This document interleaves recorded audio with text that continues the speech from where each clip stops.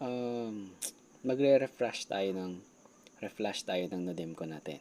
Kasi minsan, pagka may problema yung nodem ko natin, nagluloko, is mahirap siyang refresh.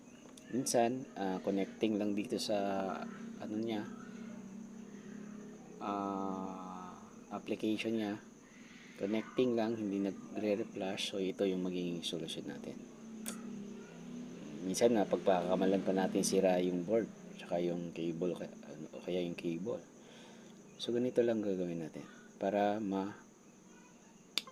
reflash natin ulit. Makikita natin dito merong ditong flash tsaka reset. Ayan, pag nag-reset kayo para ma-reflash natin, pindutin lang natin yung flash.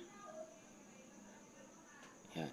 1, 2, 3, 4, 5, 6, 7, 8, 9, 10. Tapos tanggal natin cable. Tawan natin. Yan. Tapos pindutin ulit natin yung flash. Tapos isasaktat natin yung cable. Ayan. 1, 2, 3, 4, 5, 6, 7, 8, 9, 10. Ayan. So, ayan o. Hindi na siya nagilaw. Ready to flash na yan o. Ayan o.